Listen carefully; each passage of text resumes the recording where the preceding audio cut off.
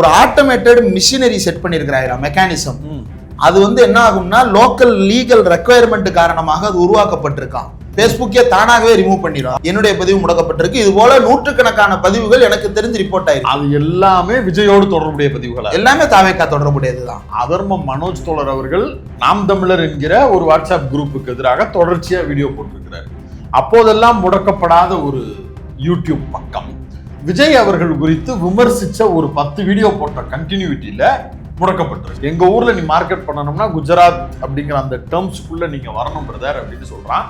குஜராத்துக்கு டேர்ம்ஸுக்கு ஒத்து போகக்கூடிய நபர்களுக்கும் இந்த ஆதரவு கரத்தை விசாலமாக்கி கொடுத்திருக்கிறது இந்த குஜராத் நெட்வொர்க். இந்த எழுச்சி தமிழர் திருமாவளவன் சொன்னது போல சொல்லணும்னா, தம்பி சீமானும் தம்பி விஜயும் இன்றைக்கு RSS பெற்றெடுத்த பிள்ளைகள் என்பது அம்பலமாகிவிட்டது. அமித் மாளவியா அப்படின்ற பாஜகவுடைய ஐடி செல் கெட்ட பத்தி விமர்சித்தவர்களுடைய பதிவுகள் எல்லாமே தடாலடியாக தூக்கப்பட்டன. அதே பேட்டர்னை தாவேக்காவை விமர்சனம் பண்ணக்கூடிய பதிவுகள் தூக்கப்படுவதில் பார்க்க முடிகிறது. அப்படின்னா ரெண்டும் ஒரே மாதிரி இருக்கா? ரெண்டும் ஒண்ணுதான், ஒரே மாதிரி எல்லாம் இருக்கிறதா? இனிமேலும் பொய் சொல்லிக்கிட்டு இருக்க முடியாது. சோசியல் மீடியால போடுற போஸ்ட ஆட்டோமேட்டிக்கா தூக்குறான், கம்யூனிட்டி ரெஸ்ட்ரிக்ஷன் பண்றான், ஜியோகிராபிக்கல் ரெஸ்ட்ரிக்ஷன் போட்டு அதை தூக்குறான், வீடியோ ஒட்டுமொத்த சேனலை தூக்குறான். சோசியல் மீடியால இந்த வேலையை பார்க்கறான். கிரவுண்ட்ல எந்த ஆர்டருமே இல்லாம டிபார்ட்மெண்ட் ஆட்களை இறக்கிட்டு நிப்பாட்டி படத்தை திரையிடக்கூடாதுன்னு தடுக்கிறான். இப்படியே ரூட் இல்ல இப்படின்னு பேசிக்கிட்டு இருக்க கூடாது. இதை தாண்டி பெரிய நெக்ஸஸ் அவங்களுக்காக வேலை பார்க்குது. அது RSS டெல்லி முகாந்திரத்தோடு சேர்ந்து இருக்கக்கூடிய ஒரு லாபி ஒர்க் பண்ணிக்கிட்டு இருக்கு.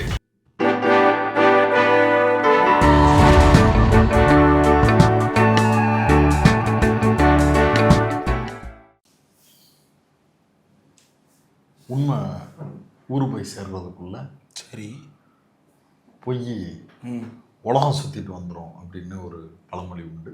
ஓஹோ, இந்து மத புராண கதை இழிவுபடுத்துறீங்களா? இதுக்கு அதுக்கு என்னடா சம்பந்தம்? செய்யுங்களா. இது எதனுடைய வெர்ஷன்? அப்பா அம்மாவை சுத்தி வர்றது, உலகத்தை சுத்தி வர்றது, உலகத்தையே சுத்தி வர்றது, அப்பா அம்மாவை சுத்தி வர்றது இல்ல. அந்த கதையை நீங்க ஐயா இது வழக்காடு சொல்லாடலுங்க ஐயா. எங்க ஊருக்கு பக்கத்துல இதெல்லாம் பயன்படுத்துவாங்க. இனிமேல் இதுதான், இப்படிதான் பேசுவோம். இப்படி எல்லாம் பேசினாதான் பேஸ்புக்ல என் பதிவுகள் முடக்கப்படாம நான் பாட்டுக்கு ஜாலியா இருப்பேன். இல்லைன்னா பேஸ்புக் நேத்து என் பதிவு முடக்கிட்டாங்கய்யா. இது என்ன கொடுமையா இருக்கு. இந்திரகுமாருக்கு அந்த பிரச்சனை. ஒரு சங்கத்தோட பொதுச் செயலாளர் விடுதலை ராஜேந்திரன் பிள்ளை தம்பி நான் அமைப்போட பொதுச் செயலாளர் பதிவே தடுத்துட்டாங்க. அப்புறம் அந்த இசை அரசன் இன்பா ஒருத்தன் பையன் சிஎம் சேர்ல கூட ஈஸியா உட்காந்துடலாம். அவர் பதிவை முதல்ல தூக்குனாங்க, விடுதலை ராஜேந்திரன் தோழர் பதிவை தூக்குனாங்க. அதுல லோக்கல் லீகல் ரெக்குயர்மெண்ட்ஸ் போட்டிருந்தாங்க. நேத்து நான் வேற ஒரு பதிவு போட்டிருந்தேன். என்ன போட்டிருந்தோம்? 436 திட்டங்கள் குறித்து ஆலோசிக்கப்பட்டது. அப்படியா? பயங்கரமான விஷயம், வாழ்த்துக்கள். 10:05 ஆரம்பிச்சு 11:20 என்ன நினைச்சீங்க? என்ன 1.5 மணி நேரத்துல 1.25 மணி நேரத்துல 430 செகண்ட். ஒரு திட்டத்துக்கு 10 செகண்ட் தான். 10 கூட வராதே குமார். 10 செகண்டுக்கு ஒரு திட்டம். பேர் சொல்றதுக்கே சரியா போயிடும். அதுவும் மூவலூர் ராமாமிர்தம் உயர்கல்வி 10 செகண்ட். அடுத்த திட்டம் வாங்க. கலைஞர் மகளிர் உரிமை அடுத்த திட்டம் வாங்க. சிங்கப்பெண் நிப்பாட்டுங்க. 10 செகண்ட் ஆயிடுச்சு. ஆதவ் நீங்க சொல்லுங்க. ஆதவ் அப்பதான் வாயிலிருந்து ஸ்பெல்லிங் மிஸ்டேக் தலைவரே முடிஞ்சு அடுத்து தள்ளிவரே முடிஞ்சு அடுத்து இப்படியாக 436 போட்டிருக்கிறாங்க. இத நோட்ஸ் எடுங்கடா அப்படின்ற அந்த ஒரு மீம்ஸ் இருக்கும்ல, அதை எடுத்து போட்டு சன் நியூஸ்ல இந்த செய்தி வந்தது. அதுக்கு நான் ஒரு மீம் ரியாக்ஷன். அதுல என்ன போட்டிருந்தேன்? இந்த நேரத்தை மட்டும் விட்டுட்டாங்கன்ற பொறாம இல்ல டிச் பண்றேன். நான் ஒரு மீம் ரியாக்ஷன் போட்டு இதுதான் கண்டென்ட், அதுல இதை தவிர வேற எதுவும் இல்ல, அடடே ஆச்சரியக்குறி அப்படின்னு போட்டேன். மேல என்ன கேப்ஷன் என்ன போட்டிருந்தேன்? வேலன்னு வந்துட்டா வெள்ளக்காரன் இல்ல குஜராத்காரன் அப்படின்னு போட்டிருந்தேன். முடிஞ்சுல போதும்ல. இதுக்கு என்ன நீ எதுக்கு இதுக்கு விளக்கம் கொடுத்தாங்க கேட்டா அது ஆட்டோமேட்டடா ஒரு மெக்கானிசம் வச்சிருக்காங்களா? குஜராத்காரங்கன்னு சொன்னாலே தூக்கிடலாம். அது மாதிரிதான் இருக்கு போல. கூகுள்ல குஜராத் வராதா? கூகுள்ல குஜராத் இருக்கேப்பா. அதைத்தான் அத்திப்பட்டி மாதிரி ஆக்குறதுக்கு தான் பார்த்தாங்க. அதுக்குள்ள குஜராத்தை மட்டும் எதுக்கு அத்திப்பட்டி ஆக்குற, மொத்த நாட்டே நீ அத்திப்பட்டி ஆக்கிறன்னு அனுப்பி விட்டாங்க. அது ஆக்சுவலா என்னன்னா, அதர்மம் மனோஜ் தோழர் அவர்களுக்கும் இதே இது நடந்தது. அவருடைய சேனலை மொத்தமா எந்த இது வேற. அதோடைய தொடர்ச்சிகளை சொல்றேன். இது வந்து என்ன பண்ணிருக்கிறாங்கன்னு சொல்றேன். ஒரு ஆட்டோமேட்டட் மிஷினரி செட் பண்ணிருக்கிறாங்க மெக்கானிசம். அது வந்து என்ன ஆகும்னா லோக்கல் லீகல் ரெக்குவயர்மெண்ட் காரணமாக அது உருவாக்கப்பட்டிருக்கான்.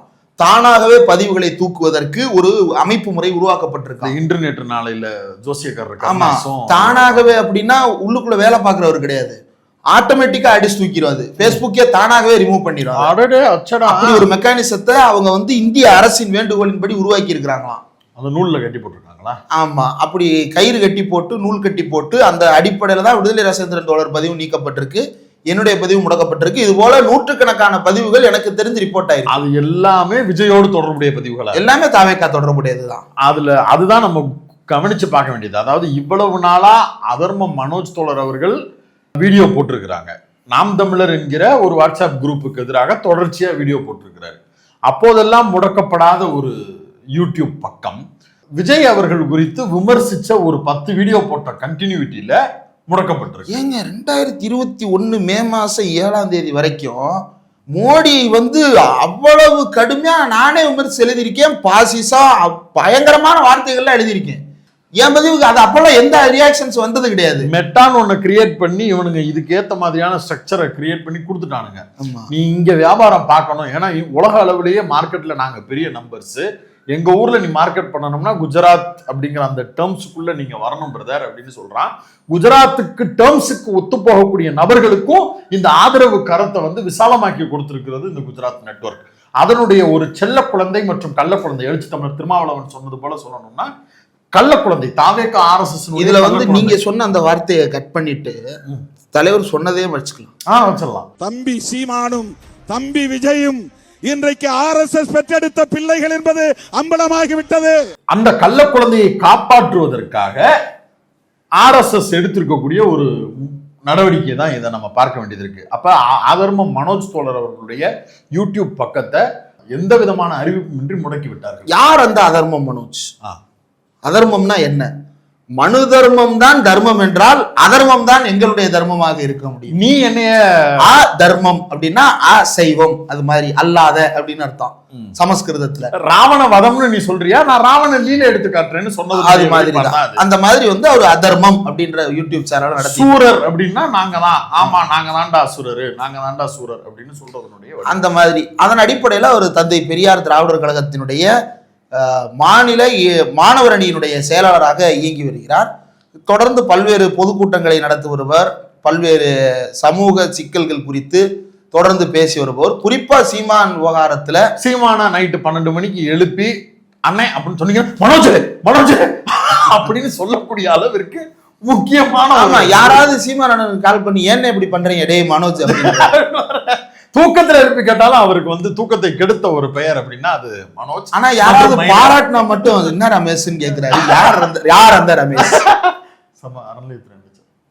ஐயோ அந்த ரமேஷ் இல்லைங்க, இது வேற ரமேஷுங்க. ஓகே, அதர்ம மனோஜுக்கும் இந்த மைனர் பயலுக்கும் நான் என்ன பாவம் பண்ணேன் அப்படின்னு கேட்கக்கூடிய அளவிற்கு ரொம்ப முக்கியமான பல வேலைகளை பார்த்து விட்டேன், முடிச்சு விட்டாங்க. ஆமாமா, இப்ப தேடி பார்த்தாலும் சுரண்டி பார்த்தாலும் கிடைக்கல அந்த கட்சி.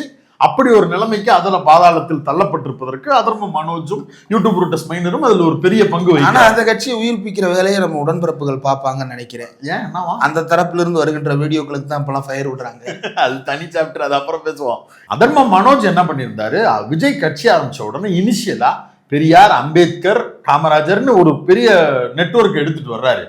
தந்தை பெரியார் சொல்லி இருக்கக்கூடிய வழிகளில் இருக்கக்கூடிய தலைவர்களை தான் இவர் கிளைம் பண்றாருன்றப்ப நம்ம அவங்களை ஆதரிக்கலாமே அப்படிங்கிறதன் அடிப்படையில் வெளியிலிருந்து ஒரு ஆதரவு அப்படின்னு யூடியூப் உலகத்தில், அதுவும் பெரியாரிய இயக்கங்களுடைய பேட்டர்ன்ல முதலாக ஒரு நபர் தாவேகாவை ஆதரித்தார் என்று சொன்னால் அது அதர்ம மனோஜ் தோழர் அவர்கள் தான். நம்மளே கூட அவரை பேட்டியும் எடுத்திருக்கிறோம். அதற்கு பிறகு இந்த கரூர் சம்பவம், பல்வேறு விஷயங்கள்ல விஜயனுடைய செயல்பாடுகள்லாம் பார்த்ததுக்கு பிறகு முன்னாடியே நம்ம சொன்னோம், அது வேற தோழர், இது கள்ள குழந்தை, இதை நம்பாதீங்க. அது ஓகே. ஆனாலும் அதர்ம மனோஜ் தோழர் தெளிவா ஒரு ஸ்டாண்ட் வச்சு, அவருடைய நோக்கம் நல்ல நோக்கம். அதுல இருக்கக்கூடிய புதுசா வரக்கூடிய கருப்பு சட்டை போட விரும்புற ஒரு சில யங்ஸ்டர்ஸ் கிட்ட நம்மளுடைய பெரியாரியத்தை பேசலாம் தோழர், அதுக்கு ஒரு வாய்ப்பா அதை நம்ம பயன்படுத்தணும் தோழர் சொன்னாரு. உண்மையிலே வரவேற்க வேண்டிய ஒன்று. ஆனா அவரே ஒரு இடத்துல என்ன நினைச்சிட்டாருன்னா, தோழர் இவன் ரொம்ப பெரிய ஆபத்தா இருக்கிறானுங்க, RSS விட மோசமா, சீமான் குரூப்பை விட ரொம்ப மோசமா, ஒரு பகுத்தறிவு புரிதல் இல்லாம ஒரு விஷயத்தை புரிஞ்சுக்கிட்டு அதை குறித்து சென்சிபிளா பேசணுங்கிற தன்மை இல்லாம இருக்கிறானுங்க அப்படின்னு சொல்லிட்டு வெளியே வந்துட்டார். அப்பேற்பட்ட தோழர் சமீப காலமாக விஜயினுடைய ஆட்சி வந்ததற்கு பிறகு நடக்கக்கூடிய மிக மோசமான பிரச்சனைகள் குறித்து, சமூக பிரச்சனைகள் குறித்து கண்டினியூஸா வீடியோ போட்டாரு. கடுப்பாயிட்டானுங்க, ரிப்போர்ட் அடிச்சிட்டானுங்க. டெல்லி லாபி இல்லாம இது நடக்க வாய்ப்பே கிடையாது. மொத்தமாக அந்த சேனலே டெர்மினேட் பண்ணப்பட்டிருக்கிறது. அதனால என்ன ஆச்சுன்னா, உடனடியாக அதர்மம் மனோஜ் என்கிற ஒரு யூடியூப் சேனலை உருவாக்கி, லிங்க் கமெண்ட்ஸ்ல கொடுக்குறோம், டிஸ்கிரிப்ஷன்ல போடுறோம், சப்ஸ்கிரைப் பண்ணிக்கங்க. ஆமா, அதை உருவாக்கி இருக்கிறாரு. உண்மையிலேயே அடுத்தடுத்த தோழருடைய முயற்சிகளுக்கும் வாழ்த்துக்கள். TNDJU அப்படிங்கிற டிஜிட்டல் ஜேர்னலிஸ்ட் யூனியன் சார்பாக அதற்கு ஒரு கண்டன அறிக்கையையும் இயக்கத்தினுடைய பொதுச் செயலாளர் இந்திரகுமார் தேரடி அவர்கள் வெளியிட்டு, எவனோ எழுதின மாதிரி பேசிக்கிட்டு தமிழ்நாடு டிஜிட்டல் ஊடகவியலாளர் சங்கம் சார்பாக இதை கண்டிக்கிறோம். அதே போல மைனர் அவர்கள், யூடியூப் ரூட்டஸ் மைனர், அவரும் வந்து பெரியாரிய செயற்பாட்டாளராக, சமூக அரசியல் கருத்துரையாளருக்கு நீ இன்ட்ரோ கொடுக்கணும். இல்ல இதை எடுத்து சொல்றேன் மற்றவர்களுக்கும். இதை அப்படி செயல்பட்டு வருகின்ற ஒருவருடைய முகநூல் பக்கம் இந்தியாவில் தடை செய்யப்பட்டிருக்கிறது. ஏன் தடை செய்யப்பட்டிருக்கிறது அப்படின்னா, விஜய் விவகாரத்துல விஜய் தன்னை ஏமாற்றி விட்டார் என்று ஒருவர் சொல்லுகிறார். விஜய் விவகாரம் குறித்து பேசி அவர் ஒரு வீடியோ போடுறாரு. அது அவரா பேசல, ஒருவர் பேசியதை அப்படியே அவர் சொல்லி இருக்கிறார். அதை பற்றி பேசியதற்கு அந்த வீடியோவுடைய லிங்கை ஃபேஸ்புக்ல போட்டதுக்கு ஃபேஸ்புக் பக்கத்தை இந்தியாவில் தடை செய்து விட்டார்கள். இது எலெக்ஷனுக்கு முன்னாடி. எலெக்ஷனுக்கு முன்னாடியில இருந்தே அவனுங்களோட அந்த டெல்லி நெக்ஸஸ் வந்து அப்படித்தான் பயன்படுது. அது வந்து அவருக்கு ரீசனாவே சொல்லி இருக்கிறாங்க. ஃபேஸ்புக்லயே வந்து சொல்லப்பட்டது என்ன அப்படின்னா, இந்த கண்டென்ட்டுக்காக தான் உங்க இந்தியாவில் ரெஸ்ட்ரிக்ட் பண்ணியிருக்கோம் அப்படின்னு சொல்லிட்டு அவருடைய ஃபேஸ்புக் பக்கத்தை ரெஸ்ட்ரிக்ட் பண்ணியிருக்காங்க இந்தியாவுக்குள்ள. அப்புறம் இந்திரகுமார் தேரடி அவர்களுடைய முகநூல் பக்கத்துல போடப்பட்ட அந்த போஸ்டையும் ரிமூவ் பண்ணியிருக்கிறாங்க. இது மாதிரி நிறைய பேருடைய பதிவுகள் நீக்கப்பட்டிருக்கலாம். நீங்க உங்க ஃபேஸ்புக்கையோ அல்லது இன்ஸ்டாகிராம் பக்கத்தையோ ஓபன் பண்ணி பார்த்தீங்க அப்படின்னா, இதுக்கு முன்னாடி ஏற்கனவே எப்ப நடந்தது அப்படின்னா, பாஜக குறித்து கடுமையாக விமர்சித்தவர்கள், அமித் மாளவியா அப்படின்ற பாஜகனுடைய IT செல் கெட்ட பத்தி விமர்சித்தவர்களுடைய பதிவுகள் எல்லாமே வந்து தடாலடியாக தூக்கப்பட்டன. அதே பேட்டனை தாவேகாவை விமர்சனம் பண்ணக்கூடிய பதிவுகள் தூக்கப்படுவதில் பார்க்க முடிகிறது. அப்படின்னா ரெண்டும் ஒரே மாதிரி இருக்கா? ரெண்டும் ஒண்ணுதான், ஒரே மாதிரி எல்லாம் இருக்கிறதா? இனிமேலும் பொய் சொல்லிக்கிட்டு இருக்க முடியாது, ஊரை ஏமாத்திக்கிட்டு இருக்க முடியாது, ஒன்றாகத்தான் இருக்கிறது. ஏன்னா இப்போ வரைக்கும் திருப்பரங்குன்ற ஆவணப்படம் குறித்து எந்த பத்திரிகையாளராவது கேள்வி கேட்டாங்களா? நேத்து போய் அறிவாலயத்துல MM அப்துல்லா அவர்கள்ட்ட நம்ம ட்ரைப்ஸ் தான் போய் கேள்வி கேட்டிருக்கிறாங்க 2 பத்திரிகையாளர்கள். வெகுஜன பத்திரிகையாளர்கள் சொல்லிக் கொள்ளுபவர்கள், மக்கள் குரல், அறத்தின் குரல், காந்தியின் குரல், யாராவது கேள்வி எழுப்பி இருக்கிறாங்களா? இல்ல. ஏன் கேள்வி எழுப்பல? கேட்பதற்கு என்ன கூசுகிறது? விகடன் செய்தி வெளியிட்டு இருக்குங்க. விகடன் வந்து தவத்திட்டையும் தமிழ்தாசன்ட்டையும் பேட்டி எடுத்து ஒரு கட்டுரையும், நம்ம தமிழ்நாடு டிஜிட்டல் ஊடகவியலாளர் சங்கத்தின் சார்பாக ஒரு கட்டுரையும், அதற்கு விகடனுக்கு நன்றியும் கூட. மின்னம்பலம் தான் முதல்ல ஒரு செய்தி கட்டுரையாக தமிழ்நாடு டிஜிட்டல் ஊடகவியலாளர் சங்கத்தினுடைய அந்த திருப்பரங்குன்ற ஆவணப்பட திரையிடல் தடுக்கப்பட்ட விவகாரம் குறித்த அந்த அறிக்கையை முதல்ல பிரசுரிக்கிறாங்க, மின்னம்பலம் போடுறாங்க. அதுக்கப்புறம் வந்து கலைஞர் செய்திகள் தான் அதை வந்து செய்தி அட்டையா வெளியிட்டாங்க. அதுக்கப்புறம் திமுக மாணவர் அணியை சேர்ந்து தமிழ்கா முதலரசன் அவர்கள் அவருடைய அறிக்கையில ஒரு சின்ன பகுதியாக அதை குறிப்பிட்டிருந்தார். இன்றைய ரெக்வஸ்ட் என்ன அப்படின்னா, திமுகவினர் வந்து இது குறித்து டீடைல்டாவே பேசணும். திருப்பரங்குன்ற ஆவணப்பட திரையிடல் தடுக்கப்பட்ட விவகாரத்தில் திமுக முன்ன வந்து நின்று அவர்களே இதை ஸ்கிரீனிங் செய்ய முன் வரணும். இது குறித்து கடுமையான கண்டனங்களை அமைப்பு ரீதியாக தெரிவிக்கணும். மனதோடு உரையாடுபவர்களும் உரையாடுங்க, சிலந்தி பட்டாம்பூச்சி கரப்பாம்பூச்சின்னு எழுதுறவங்களும் எழுதணும், எல்லாருமே எல்லா ஊடகங்களும் இது குறித்து கேள்வி எழுப்ப வேண்டிய பொறுப்பும் கடமையும் இருக்குங்க. ஏன்னா நீங்க நினைச்சதை விட ஒரு பேர் ஆபத்தான கூட்டமா அவங்க இருக்கிறாங்க. அந்த குரூப்பு கிட்ட நீங்க வந்து அவங்க பேசக்கூடிய பாலிடிக்ஸ், அவங்க பேசக்கூடிய கிரௌடு கிட்ட போய் நீங்க அரசியல் பேசுறதுக்கு இனிமேதான் கத்துக்கணும், நம்ம இனிமேதான் அந்த வேலையெல்லாம் பார்க்கணும் அப்படிங்கறதெல்லாம் தனி. ஏற்கனவே நாம கட்டி பாதுகாத்து வச்சிருக்கக்கூடிய சமூக கட்டமைப்புல ஒரு முற்போக்கான ஒரு பிம்பம் இருக்குல்ல, இந்த பிம்பம் சிதைய விடாம பாதுகாக்க வேண்டிய பொறுப்பும் கடமையும் சீனியரான உங்களுக்கு தானே இருக்கு. அப்ப இங்க இருக்கக்கூடிய முற்போக்கு சிந்தனை இருக்கக்கூடிய இயக்கங்களும், மூத்த அரசியல் கட்சிகளும், மூத்த பத்திரிகையாளர்களும், மூத்த அரசியல் விமர்சகர்களும் தான் இந்த விஷயம் குறித்து இன்னும் ஆணித்தரமா ஜென்சி தலைமுறைக்கு எடுத்து சொல்ல வேண்டிய பொறுப்பு கடமை இருக்கு. நீங்களே இது வந்து ஜென்சி கிட்ட எடுபடாதுங்க, அதனால பேசலங்க அப்படின்னு சொன்னீங்கன்னா, ஜென்சிக்கு நீங்க என்ன தெரியுமா டேர்ம்ஸை கத்துக் கொடுப்பீங்க? ஒரு பேரே வரலாறுன்னு சுத்திக்கிட்டு தெரியக்கூடிய கூட்டத்துக்கிட்ட இதெல்லாம் நம்ம சொல்ல முடியுமாப்பா அப்படின்னு நீங்க நினைக்க கூடாது. அப்படி நினைச்சு அந்த இளைஞர்கள் கிட்ட இந்த விஷயத்த கொண்டு போகாம இருந்தீங்கன்னா ஆக பெரும் குற்றத்தை நீங்க தான் செய்யறீங்கன்னு அர்த்தம். தமிழ்நாட்டுக்கு வந்து ஒரு பேரே வரலாறு.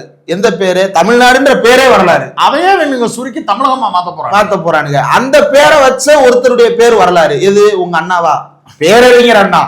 ஆமா, உங்க அண்ணா, எங்க அண்ணா, நம்ம அண்ணா. பேரறிஞர் அண்ணா, அது பேரே வரலாறு. ஆனா இவனுங்க அதை சுருக்கி பாக்குற நிலைமைக்கு கொண்டு வந்து விடுறானுங்க. அந்த பொறுப்பும் கடமையும் இருக்கக்கூடிய மெயின்ஸ்ட்ரீம் ஊடகங்கள் இது குறித்து பேச வேண்டும். எனக்கு இன்னொரு வருத்தம், விடுதலை சிறுத்தைகளோ மார்க்சிஸ்ட் கம்யூனிஸ்ட் கட்சியோ இந்திய கம்யூனிஸ்ட் கட்சியோ 6 மாசம் அமைப்பு ரீதியாக என்ன சொல்றது, ஆமாங்க 6 மாசம் கழிச்சு பேசுவாங்க. உடனடியா பேசணுங்க. அது 6 மாசம்ன்றது விதியே. அது என்ன விதியா? அது எழுதப்பட்டிருக்கா? அவங்க சொன்னது இல்ல. அதுக்கப்புறம் சண்முகம் தோழர் கடுமையா விமர்சிக்க ஆரம்பிச்சுட்டாரு. உள்ளுக்குள்ளே பல பேர் எடுத்து சொல்லி இருக்கிறாங்க. இப்ப விமர்சிக்க ஆரம்பிச்சுட்டாரு. என்னுடைய கோரிக்கை பிசிகா ஏன்னு பேசல, ஐயுஎம்எல் ஏன்னு பேசல. ஐயுஎம்எலுக்கு இதுல நேரடியாக பங்கு இருக்குல்ல. நவாஸ்கனி அவர்களுக்கு துணையாக நிற்பதுதான் இதுல முதல் விஷயமே. ஆமா ஏங்க, ஒட்டுமொத்த இந்தியாவிலையும் பிபிசிங்கிற ஆவணப்படத்தை திரையிடக்கூடாதுன்னு சொல்லி தடை விதிச்சுங்க மோடி அரசு. அப்ப வந்து முதல்ல திரையிடுறேன்னு சொன்னது யார்? எழுச்சி தமிழர் திருமா தானே. அதுவும் சும்மா திரையிடல, அவன் இங்கிலீஷ்ல போட்டிருக்கிறான், பல இடங்கள்ல ஹிந்தி வருது. ஒரு டீமை கூப்பிடுங்க, செலவை நம்மளே ஏத்துக்குவோம், டப்பிங் பண்ண சொல்லுங்கன்னு சொல்லி அத கடைசி நாள் ரிலீஸுக்கு முந்தின நாள் வரைக்கும் டப்பிங்க உட்காந்து எழுச்சி தமிழர் பார்த்து கரெக்ட் பண்ண சொல்லி அந்த வேலையெல்லாம் முடிச்சு அன்னைக்கு திரையிடல் கொண்டு வந்தாங்க. அப்பயுமே காவல்துறை அனுமதி மறுத்தது. அதனால திருப்பரங்குன்ற ஆவணப்படத்துக்கும் அதுக்கும் சரியா போச்சுன்றாங்க. ஏன்டா அதை வந்து ஒன்றிய அரசாங்கம் தடை பண்ணுது அந்த படத்தை. இதை யார் தடை பண்ணிருக்கா? கோர்ட் ஆர்டர் இருக்கா? சுப்ரீம் கோர்ட்டு, ஹை கோர்ட்டோ, செஷன்ஸ் கோர்ட்டோ ஆர்டர் கொடுத்திருக்கா ஒரு ஆவணப்படத்தை திரையிடக்கூடாதுன்னு? அல்லது ஜியோ பாஸ் பண்ணிருக்கிறாங்களா? இது தமிழ்நாட்டுக்குள்ள ஒளிபரப்ப தடை, எங்கள் மாநில அரசை வந்து இது சட்டவிரோதமாக பேசுகிறது, ஏதாவது ஒளிபரப்பப்பட்டிருக்கா? அல்லது MeitY ministry of electronics and information technology கொடுத்திருக்கா? மினிஸ்ட்ரி ஆஃப் பிராட்காஸ்டிங் இதை பத்தி பேசியிருக்குதா? யாராவது பேசியிருக்க? தமிழ்நாட்டு டிஐபிஆர் இதை பத்தி சொல்லியிருக்கா? எதுவுமே கிடையாது. காவல்துறை அடாவடியாக ஒரு ஆவணப்படத்தை திரையிடுறதை தடுத்து நிறுத்துறதும், ஒன்றிய அரசாங்கம் தடை பண்ணும் போது அதை காவல்துறை வேற என்ன பண்ணும்? ஆமா ஏங்க, நீங்க சோசியல் மீடியால போடுற போஸ்ட இந்த ஆட்டோமேட்டிக்கா தூக்குறான், கம்யூனிட்டி ரெஸ்ட்ரிக்ஷன் பண்றான், ஜியோகிராபிக்கல் ரெஸ்ட்ரிக்ஷன் போட்டு அதை தூக்குறான், வீடியோ ஒட்டுமொத்த சேனலை தூக்குறான், சோசியல் மீடியால இந்த வேலையை பாக்குறான். கிரவுண்ட்ல எந்த ஆர்டருமே இல்லாம டிபார்ட்மெண்ட் ஆட்களை இறக்கிட்டு வந்து நிப்பாட்டி படத்தை திரையிடக்கூடாதுன்னு தடுக்கிறான். நம்ம இன்னும் வெறுமனே உட்காந்துக்கிட்டு இங்க இருக்கக்கூடிய ரூட் இல்ல இப்படின்னு பேசிக்கிட்டு இருக்க கூடாது. இதை தாண்டி பெரிய நெக்ஸஸ் அவங்களுக்காக வேலை பார்க்குது. அது RSS டெல்லி முகாந்திரத்தோடு சேர்ந்து இருக்கக்கூடிய ஒரு லாபி ஒர்க் பண்ணிக்கிட்டு இருக்கு. இன்னமும் இது குறித்து கண்டறிந்து பேசாம இருந்தீங்கன்னா நாளைக்கு நாளை கழிச்சு அண்ணாமலை எஸ்சிஎம் ஆக்குறது தான் நம்ம அஜெண்டான அவன் இறங்குவான். அதுக்கு உண்டான வேலையை ஆரம்பிச்சுக்கிட்டு இருக்கான். நீங்க இன்னமும் இங்க இருக்கக்கூடிய சின்ன பசங்களோட சண்டை கூப்பிடுற மாதிரி கூப்பிட்டு இருக்க கூடாது. விஷயம் பெருசு. உடனடியாக சம்பந்தப்பட்டிருக்கக்கூடிய முக்கியமான அரசியல் முகங்களாக இருக்கக்கூடிய தமிழ்நாட்டின் நம்பகத்தன்மையை பெற்றிருக்கக்கூடிய தோழமை அமைப்புகள், தோழர்கள் களத்துல இறங்கணும். ஒரு பிரஷரை கொடுங்க. நேத்து எழுச்சி தமிழர் கேட்கிறாரு, கைதே மில்லத் அவர்கள் பேர்ல அவார்டு கொடுக்கணும்னு. நிச்சயமா கொடுக்கணும், நல்ல வரவேற்கத்தக்க விஷயம். ஆனா ஆவணப்பட திரையிடல் தடுப்பு குறித்து எழுச்சி தமிழர் கேட்கணும்ல. ஆமா கண்டிப்பா கேட்கணும். அது இல்லாம இப்ப இதை நாளைக்கு விஜய் இதை செய்வாருன்னே வச்சுப்போங்க, சிறுபான்மை காவலர் பட்டமா கொடுத்துருவாங்கல்ல, சமூக வலைதளங்கள் எழுதிடுவாங்கல்ல, அவ்வளவுதான். இது வரைக்கும் திமுக செய்யாத விஜய் செஞ்சுட்டாருன்னு. ஆனா திமுக செய்யாததை விஜய் செஞ்சது எது உண்மைன்னா, திமுக திருப்பரங்குன்ற ஆவணப்பட திரையிடுவதற்கு எந்த விதமான தடையும் கொடுக்கவில்லை, தாவேகா கொடுத்தது இல்ல. அதை பத்தி பேசணும்ல. திருப்பரங்குன்றத்துல ஏறி தீபம் ஏத்துறதுக்கே தடை போட்டுச்சு. ஆமா, அந்த அளவுக்கு அங்க ஸ்ட்ராங்கா இருந்தது. இங்க அந்த அது குறித்தான ஒரு படம், அதுவும் ஏற்கனமா வேணாமான்றதெல்லாம் அந்த படம் பேசவே இல்லை. அந்த படம் பேசுறது இங்க இருக்கக்கூடிய இஸ்லாமியர்களும் இந்துக்களும் எவ்வளவு ஒற்றுமையா இருக்கிறாங்க. லீகல் பொசிஷன் என்ன, கல்ச்சுரல் பொசிஷன் என்ன, அவ்வளவுதான். அந்த ஸ்பேஸ் என்ன ஸ்பேஸ், யார் அந்த ஸ்பேஸுக்குள்ள திடீரென்று புகுந்து ஆட்டைய குலைக்கிறதுக்கு வேலை பார்க்கறான், இவ்வளவுதான் அதுல இருக்கு. நீ ஏத்தாம போ. முதல்ல இந்த டாக்குமெண்ட்ரிய பார்த்துட்டு ஏத்துறத பத்தி நீங்களே ஒரு முடிவுக்கு வாங்க. விஜய்க்கு என்ன தெரியாதுங்க, திருப்பரங்குன்றம் பத்தி முழுசா பார்த்திருக்க மாட்டாரு. அவருக்கு சினிமா பார்க்கிற பழக்கம் உண்டு. அவர் சினிமா நடிகர் தான், அதுல இருந்து தான் அரசியலுக்கு வந்தவர். அவரே கூட ஒரு 2-1.5 மணி நேரம் தான் அந்த படம். அதை உட்காந்து வீட்டுல பாக்கட்டுமே. ஏங்க அவர் நடிச்ச வாரிசு படத்தையும் சுறா படத்தையும் அவரால பார்க்க முடிஞ்சிருக்குல்லங்க.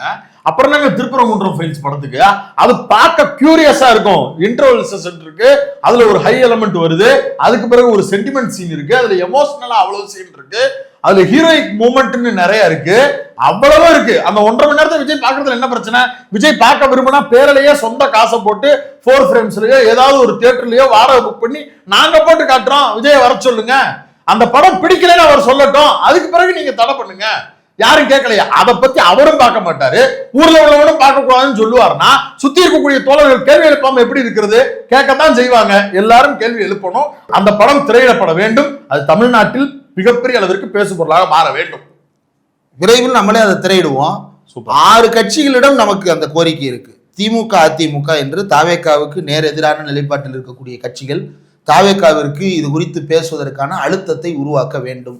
அப்பதான் அந்த ஊடகங்கள் செய்தி ஆக்கும், இல்லைன்னா செய்தி ஆக்க மாட்டாங்க.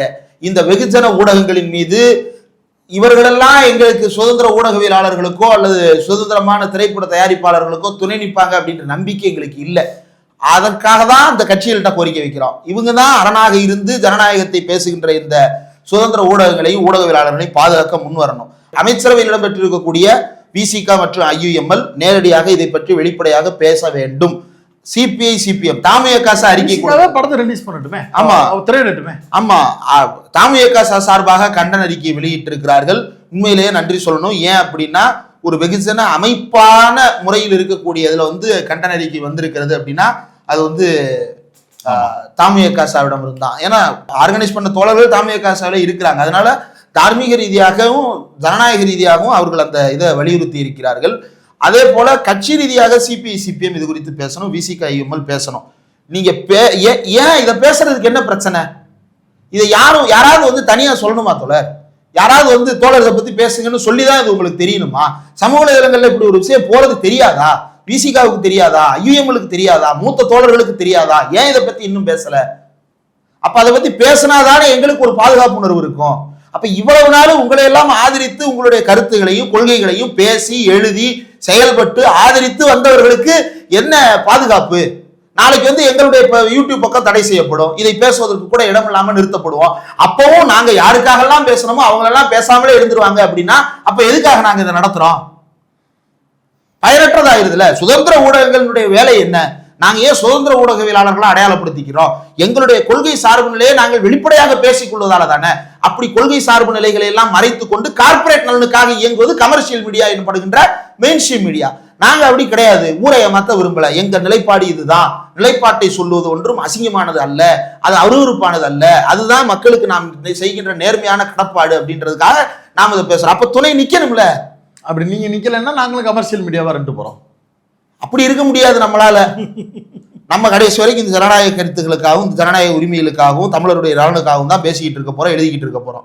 அவ்வளவுதான். இவங்க துணை நிக்கிறாங்க அப்படின்னா ஒரு நம்பிக்கை. இப்ப நம்மை போன்றவர்களை விடுங்க, மற்றவர்கள் ரொம்ப எளிய பின்புலத்திலிருந்து ரொம்ப கஷ்டப்படுற பின்புலத்திலிருந்து இதை பேசணும்னு முன் வந்திருப்பாங்கல்ல, அவங்களுக்கு ஒரு நம்பிக்கை கிடைக்கும்ல. எனக்கு தெரிஞ்சு கடந்த 2-3 ஆண்டுகள்ல பல்வேறு பகுதிகளில் இருந்து இளைஞர்கள் வந்து தன்முனைப்பாக நாங்க ஆரம்பிக்கிறோம் நிறைய பேர் ஆரம்பிச்சாங்க. இப்போ அவங்களாம் ரொம்ப எளிய வீட்டு பிள்ளைகளா இருப்பாங்க, ரொம்ப சாதாரணமாக அதை பண்ணிட்டு இருப்பாங்க. அவங்களுக்குலாம் ஒரு நெருக்கடினா என்ன சமாளிக்க முடியாதுங்க. இப்போ முக்தார் அவர்களுக்கு ஒரு நெருக்கடி அப்படின்னா அவர் பல்வேறு கட்சி தலைவர்களை அணுகிடுவாருங்க. ஆனால் இந்த எளிய பிள்ளைகளுக்கு யாரையுமே அணுக முடியாதுங்க. நீங்க இப்படி பேசுனீங்கன்னா தானே இவர் நமக்கு இருக்கிறாருப்பா அப்படின்றதுக்காக அது அந்த பக்கம் நிற்பாங்க. அதையும் செய்யலை அப்படின்னா அப்புறம் இந்த ஜனநாயகம் அப்படின்றது வந்து என்ன பொருள்படும்னு புரியல. நீங்க தனி நபர்களுக்காக நில்லுங்க நிக்காம போங்க, அவர்களுடைய நிறுவனத்துக்காக நில்லுங்க நிக்காம போங்க. திருப்பரங்குன்றம் ஃபைல்ஸ் மாதிரியான சமூக பொறுப்புமிக்க ஆவணப்படங்கள் இந்த சமூகத்தை பண்படுத்துவதற்கான டாக்குமெண்ட்ஸ், அதுக்காக கூட நில்லுங்க. அந்த வீடியோவை பார்த்து வர்றவன் தான் உங்களுக்கு ஓட்டு போடுவான். அது உங்களுடைய வாக்கு, அது உங்களுக்கான அரசியல். அதையும் விட்டுட்டு நீங்க வேலை பார்க்கணும்னு நினைச்சீங்கன்னா வருத்தம் தான்.